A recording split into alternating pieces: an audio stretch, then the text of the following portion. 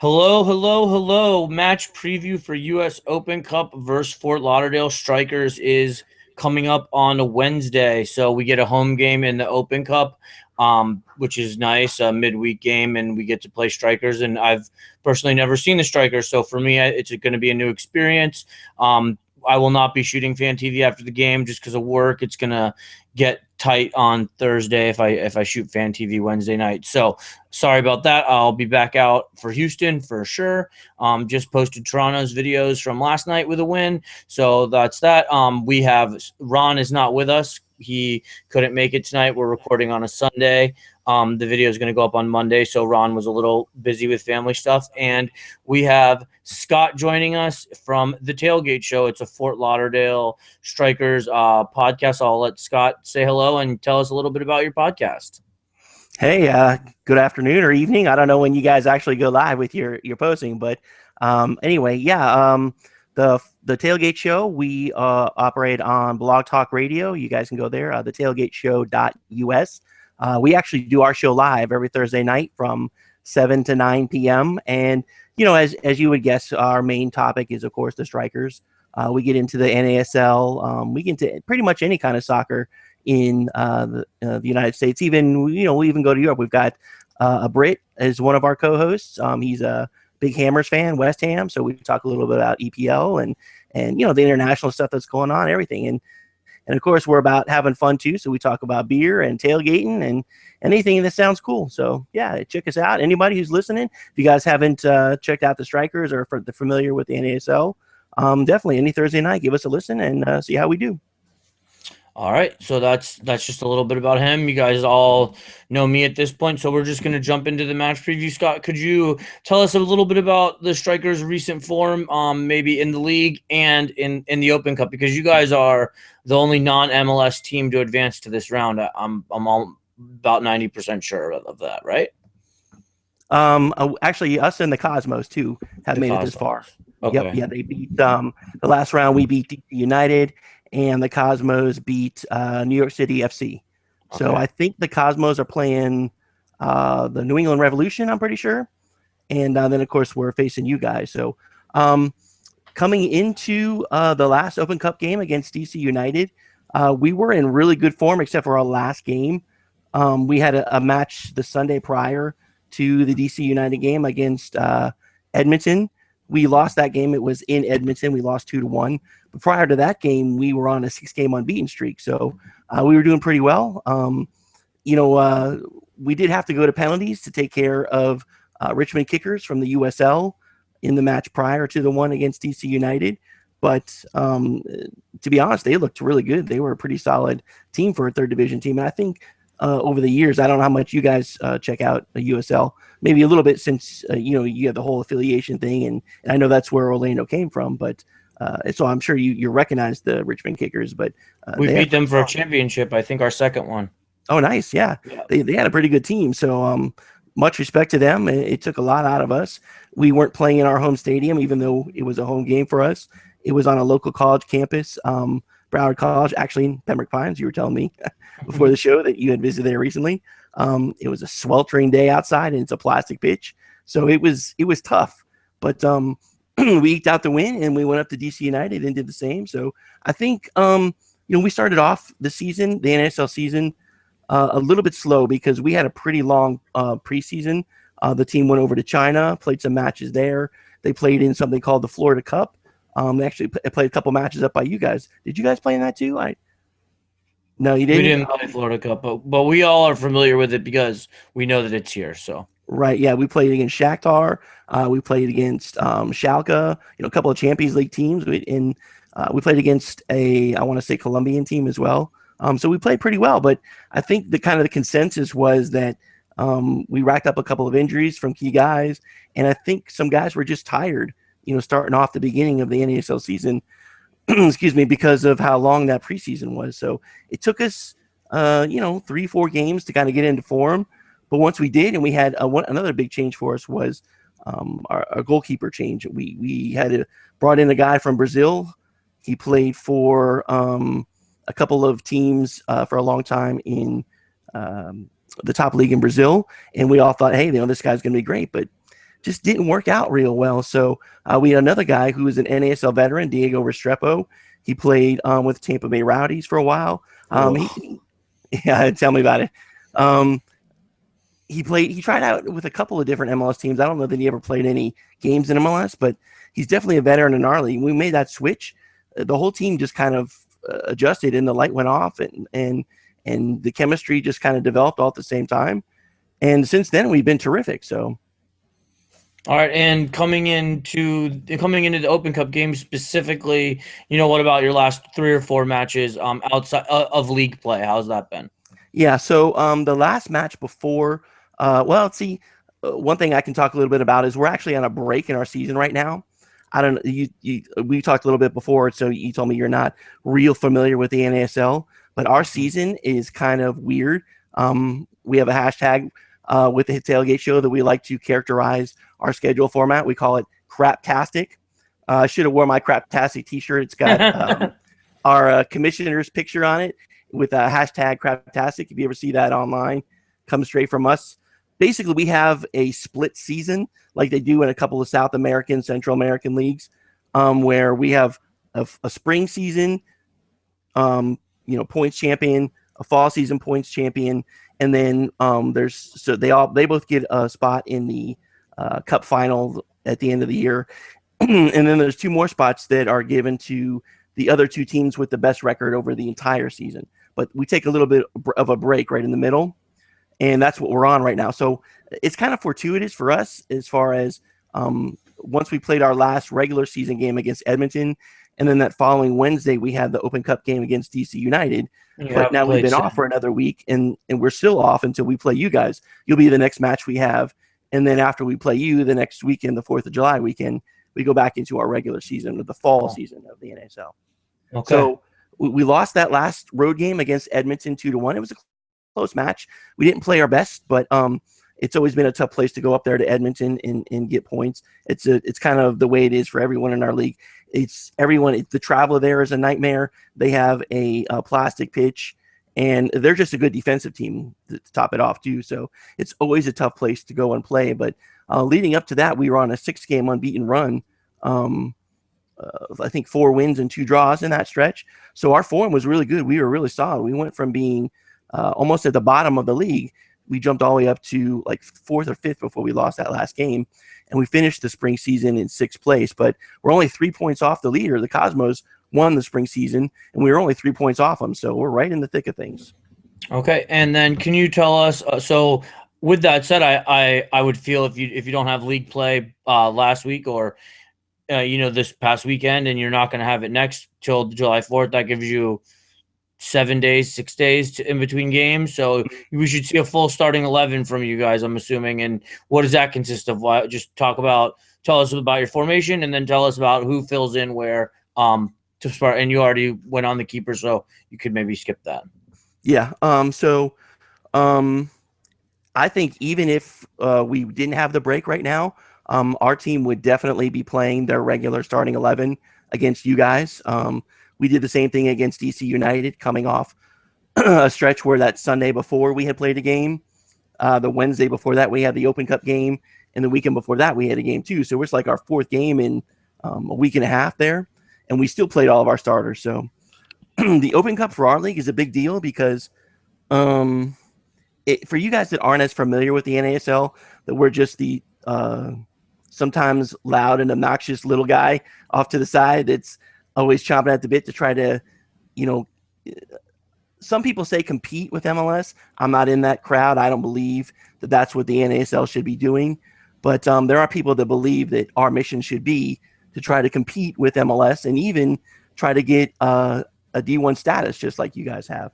So the Open Cup is a big deal for our league, for the teams in our league. Having someone win the Open Cup would be a far bigger accomplishment in the eyes of the ownership, the commissioner, the coaches, the players, everyone, than it would be to actually win our own league, I think, especially if it's the Cosmos. They're kind of who everyone follows in our league. They kind of lead the way as far as what we go and where we go and what we do. So definitely all out. We'll play our full starting 11. We've kind of settled into mostly a 4-2-3-1 formation. It's kind of the popular thing right now. You see many teams playing it. That's what We we have play. we have a couple of guys that we could play a 4-4-2 with, and we thought that the coach might go with that in the beginning of the year. But I think just for whatever reason, we've had some injuries and stuff too. I don't know if you're familiar with Kleberson. He's a popular Brazilian. He's played for the Brazilian national team, won a World Cup even at one point. They were expecting a lot from him. We signed him from another NASL team during the offseason, but still hasn't even gotten on the field for us. So, but I think the guys they've had in there, we've done pretty well. Like I said, it took 3 or 4 games before they clicked and got their chemistry together, but we've been really solid since then, especially defensively. That the last regular season game that we lost to Edmonton 2-1 was the first time we had given up more than 1 goal in a game during that entire 6-game unbeaten run that we had. So we had a few clean sheets. We're kind of, I think the way that it's worked really well for us is kind of from the back forward. The emphasis on defense, and if any of your viewers, any of you guys checked out the DC United game that we played in the Open Cup last round, pretty much what we did was sit back a lot, absorb their pressure, and then counter. And we've got some quick guys on the wings and up front that counter really works well for us. Both of our backs on either side have a lot of speed, so that playing that style with the 4-2-3-1 works really well for us. All right, and just go through your 11 by position. Sure, yeah. Our goalkeeper is Diego Restrepo. Like I said before, he's an NASL veteran. He's kind of, he kind of came in under the radar. We felt solid with him as a backup, but since the change and him moving into the starting lineup, it's been dynamic. We've lost 1 game with him as a starter, so out of 7 or 8 now. So if you include the Open Cup matches as well, so can't complain. And right in front of him, our back line has been just terrific. Gale Agbusa-Monday is the name some MLS people, might recognize. He's had some stints with a few teams in the MLS. He's one of our center backs. Our other normal starting center back, his name is Dalton. He's a Brazilian player that came over from Brazil. We've got, as people would expect, with mostly Brazilian ownership, we've got a lot of ties where we see a lot of Brazilian players come over. Our left back is PC. He's someone that we got. He was on loan to us last year from, I want to say, I can't remember. It's one of the Division 1 Brazilian league teams. But he was so dynamic after the first 3 or 4 games last year that the team immediately bought him and had a, I think, 2 or 3 year contract for him. And he's just been terrific. He's a great young player. He's got a lot of speed and a terrific left foot. Our right back has been a little bit of a rotation, mostly because of injuries. We had the guy that's probably plays the most games there. His name is Nana Atakora. He is a Canadian international. He is injured currently. He missed our last couple of games, so I don't know if he's going to be the one to play there now. But we have another experienced Brazilian. His name is Gabriel, who has been playing the last couple of games, and he's got a lot of experience. He doesn't have quite the speed and athleticism as Atakora, but he's got a lot of experience, and he can man that right side. Excuse me, pretty well. Oh, I need a beer. I just had one. Yeah, I'm used to, as the show goes on, we're drinking beers and stuff. So in the midfield, we've got 2 defensive and holding midfielders. The main ones that have been playing, we've got Manny Gonzalez. He's a local product. He went to high school and college here in South Florida, so he's kind of a fan favorite. Everyone loves him. And he's been with the team, I think right now he's got the longest tenure of anyone that's on the roster, I want to say. 3 years, maybe 4. 3 or 4 years he's been around. So he's a fan favorite. Everybody loves him. Our other defensive midfielder is Alexander. He's a Haitian national. So anyone who's been watching the Copa this year, you would have seen him out there playing for Haiti. Our other midfielders, our attacking midfielders, we've got Ramon Nunez. He's a Honduran international, and he's really juiced up our attack. Since he came in, we signed him, I want to say about 3 or 4 games into the season, and he's just made a huge difference as a playmaker for us. On the wings, we've got Jose Angulo. He's a veteran.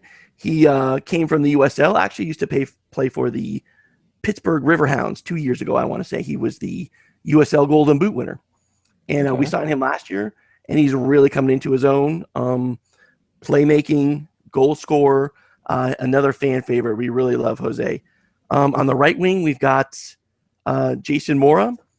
He's another one that has some MLS experience. He's been, I don't remember exactly which teams, but I know he has played with maybe DC. I think maybe him and a couple other guys played DC. We heard about that when we played them last round. And then up front, we've got Maicon Santos. He's another one with a little bit of MLS experience.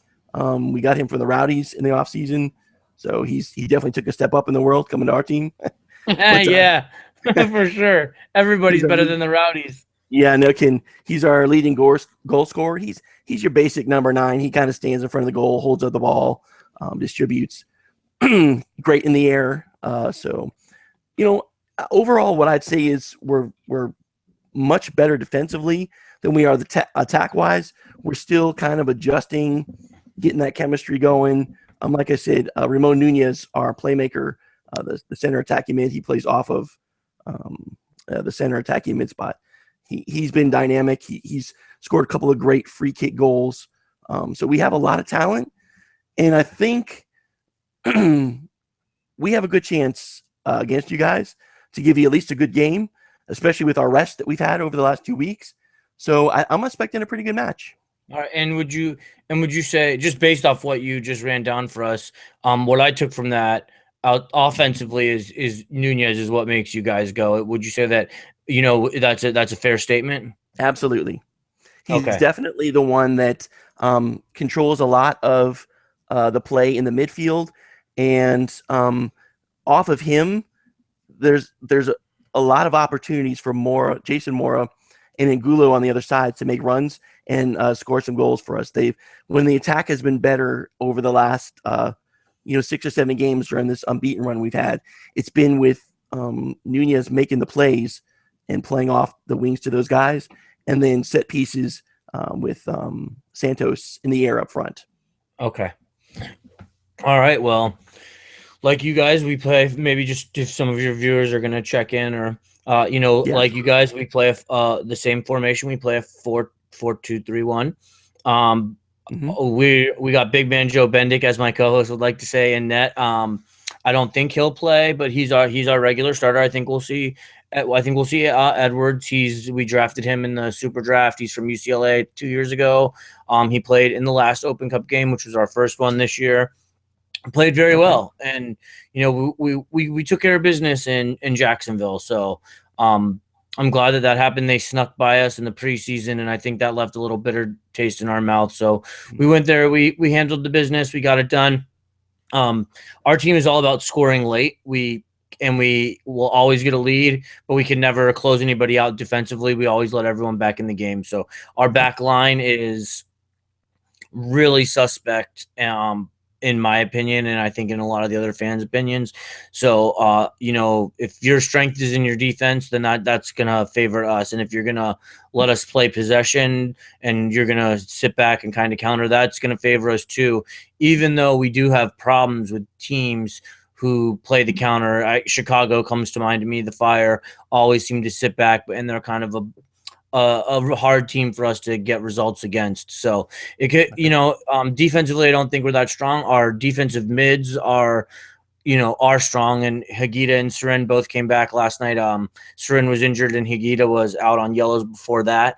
So we got them back last night. They both played well. They're really, both players to watch. We tied up Seren long-term. Higuita is young, and when he's healthy, he's excellent. So those would be 2 players for you to watch that people who are not familiar with MLS would want to watch. Those are 2 really solid center defensive mids. With that said, I don't know if we'll see both of them. Personally, I would love for them both to play. but with the rules in Open Cup, you can only have so many foreign-born players, so you have to play American players and more American. You have to emphasize more American players, and I think that with that said, that primes in for Servando Carrasco to come in. He didn't play that great last night as a late sub, but prior to that, he was playing pretty admirably. We gave him the armband in the last Open Cup game, and I was really happy with that. Then I don't think he had his best game either, but prior to that, he was in good form with Seren out on injury. So I think we're going to see I think we'll see Higuita, and I think we'll see Servando Carrasco as our defensive mid pairing. Across the middle is where we have Kaká. He just came back last night from injury. I really hope he plays. I think that if he plays, it means we're taking the Open Cup very seriously and we want to win like they say they do. I think if Kaká sits, then I think it's, a testament to the seriousness of the tournament that we're saying. We say we're taking it serious, but I don't, it's a very, what they say about the tournament and then what actually happens is very two different things sometimes for us. Because, they say we're taking it serious, but last week we didn't play Kyle Larin in the Open Cup. Kyle Larin didn't even travel to Jacksonville. So it's like, okay, how serious you're taking it when you're not bringing your center forward. So, but I think Kaká will play though, just my opinion, and so I think you'll see him in the central attacking mid. On the wings, we have a slew of players that could slot in. We have Julio Baptista, we have Adrian Winter, we have Kevin Molino, we have Carlos Rivas, a young DP who seems to only get minutes in Open Cup. So I do think we'll see Rivas in this game on the left. And on the right, I would like to say that we're going to see Winter. I think Molino will get some rest. He needs the rest. He's coming off knee surgery. So that's where we'll slot in across the middle. So Winter, Rivas, Kaká, Winter is my guess. Up top, I think Kyle Larin will travel, or Kyle Larin will be in the 18 because we're not traveling, obviously. But I think Julio Baptista will get the start up top for us this week on Wednesday versus you guys. Just for Open Cup purposes, I don't think Larin I don't think we'll put him to the dogs. He just played a tough. I think he played 76 minutes yesterday, and I think he could use the rest. We're going to need him down the run. We just got back above the line for the playoff spot in the MLS, so we want to keep our big dogs healthy, so to speak. And knock on wood, he's never gotten injured for us, so I'm hoping that stays that way. So that'll be ours, our 4-2-3-1. Usually we like to possess the ball. We're not always great at possessing the ball this season. We have lots of sloppy midfield turnovers. Last night was no exception. We definitely had some turnovers. So I think that's how that's going to go. If you're going to come out and just sit back and let us possess the ball, we'll tic-tac pass against you guys all night and we'll try and hold the ball 60-65% of the time would be our ambition. And on the counter, we haven't seen Chicago yet, and they're really the team that really plays the counter the most. So that's that. I think it could be a good game if defense is your strong point because our attack is our strong point. So, we have no problem putting goals up, but we also can't, everybody's scoring against us. We're giving up goals in piles right now. So that's what I think. Our formation, I know our formation will be a 4-2-3-1. Our starters, I might be wrong. It's really hard to predict Adrian Heath sometimes. I'm getting better and better at it, but it's tough. So outside of Kaká, I think, some players to watch for Strikers fans are Higuita and Serena, the defensive mids, if they're in. Whichever one's not in, Carrasco is formidable. And I think Carlos Rivas is a player to watch in this game on the left. He's really electric. He's got pace to burn. He just can't really put it all together for us yet.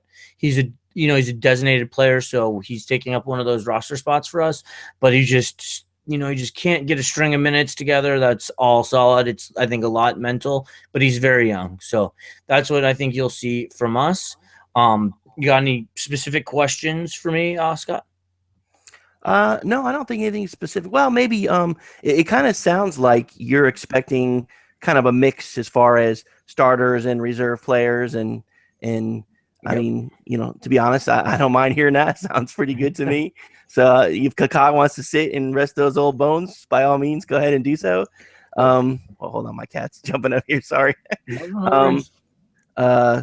yeah, I mean, I expect, I talked about how we played against DC, and I guess maybe I just kind of expect that we'll play the same way against you guys, especially if, like you're saying, you guys are a possession team and your strength is to go forward. We play that way against teams that are that way in our league. The Cosmos are a perfect example. That's how we play against them. But against other teams, we don't have any problem possessing the ball and playing that way as well. But just it sounds to me like, in what I know about your team, is I'm guessing we're going to see a style of play that's very similar to the way we played against DC. And I don't know if at least if you're not familiar with our team, if your fans are familiar with at least the games that have occurred in the Open Cup so far, you'll know that Diego Restrepo for the third round was the player, our goalkeeper was the player of the round for the Open Cup. And it was pretty much highway robbery that he wasn't for the fourth round as well. I think one of the Philly Union players got it who won. I think he had scored a late game-winning goal for them. But he's just been lights out, especially when in the PK. He saved all 3 PKs that came at him against Richmond and saved a couple against and got guessed right on every single one against DC. So he's been rock solid, not only in the run of play, made a lot of great saves against DC there as well. But if it comes down to penalties, watch out. He'll be the one to watch. All right. Well, I think you covered Fort Lauderdale very in depth, in my opinion. Is other than what was the central attacking mid? Nunez? Nunez, yeah. Nunez. Other than Nunez, who is somebody on Fort Lauderdale that could be really dangerous? Jose Angulo. He plays the left wing for us. Okay. He's got 2 or 3 goals now.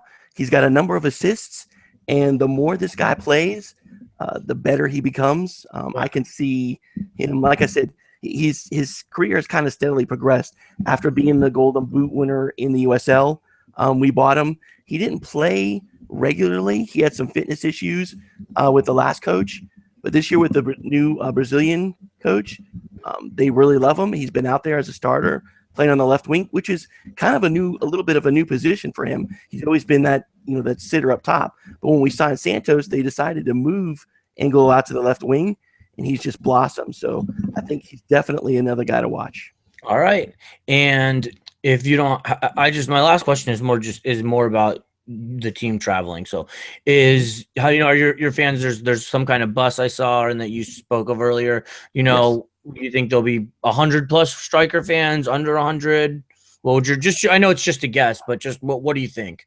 Yeah, based on the fact that it's a Wednesday night, it'll be under 100. I'm sure that. I don't know how far under. I would like to say that we'll have 50 people go. That would be nice. Okay. I could guesstimate it at that. But we'll see. Like I said, weeknights are tough. So right. And what's up with your supporter culture? There's the 19th rail or something, and then what else is going on with that? We've got Flight 19 is the okay, official. I was close. Oh no, well, I'll explain to you in a minute why you got those. See, we have actually one of the guys on the tailgate show, the Brit, Matt, I was telling you about earlier. He's kind of for fun got his own supporter group where he's the only member. He calls it the Tri-Rail Firm. Okay. He was just kind of goofing but it took off and people know who he is because of it. But our main supporters group is Flight 19. We've been around since the rebrand in 2011, when the team went from Miami FC to back to the Fort Lauderdale Strikers name. We're not as big as we would like to be. The core group that we have is definitely passionate, loves the team, follows it. The guys that will go up to the game are definitely Flight 19 members. I don't think you'll see any of the average Striker fan come up, even though, Orlando's close. But like I said, if it was a weekend, you would definitely see probably twice as many people come. But, they'll be there. They'll support proud. We might have Striker Fett. If anyone's ever seen Striker's commercial on TV, he's got this really cool Boba Fett helmet that he wears, painted red and yellow. He's one of the drummers in Flight 19. Okay. Striker Fett, so say hello to him. He's a great guy. All right. So I think they'll have a good time, and hopefully we'll come out with a win. No, I don't think so. But all right, well, this is my favorite part of the match review. So we'll do score projections. You can go first, and I'll go second. Well, let's say I'll go with my heart, and that Diego Restrepo has been just unbelievable, not only in league play but in the Open Cup so far. And I'm going to say a 1-0 Strikers victory. All right. Well, I will agree to disagree with you. I think you guys will definitely get on the board, though. I think I think your 1-goal projection there is at very close to like 100%. I think you definitely will score. I definitely don't think there'll be a clean sheet. So, but I don't think they're gonna stop us totally blank. So I either am gonna go with a 1-1 penalty kicks, and we'll see what happens, or depending on the team we field, I think we'll win 2-1 because we'll be at home and we'll probably have about 13,000 people there, which is a really small crowd for us. But the supporters will be there, probably full mass, probably about 1,000 of them, 1,500 of them. So I mean, they'll be there, they'll be singing, they'll be drumming. I think the non-traveling and the home cooking plays to our advantage. So that's what I think. I think we win, whether it be in penalties or in open play. Either way, I'm fine as long as we move on. So all right. Scott, just give you one last minute. Say thank you to everybody for the watch. Tell everybody where they can find you and your mates on social media and about your podcast one last time. Yeah, absolutely. Like I said before, follow us live every Thursday night. The tailgateshow.us on Blog Talk Radio. We talk about strikers, NASL, everything. Like I said, you can also follow us on Twitter and Facebook at the Tailgate Show. And hey, reach out. We love talking soccer with everybody, or beer or whatever. And it was great talking with you guys. And good luck on Wednesday. And we'll hope for a good match. Yeah. All right. Well, and that's all for our time. We thank you guys for your time. Peace out.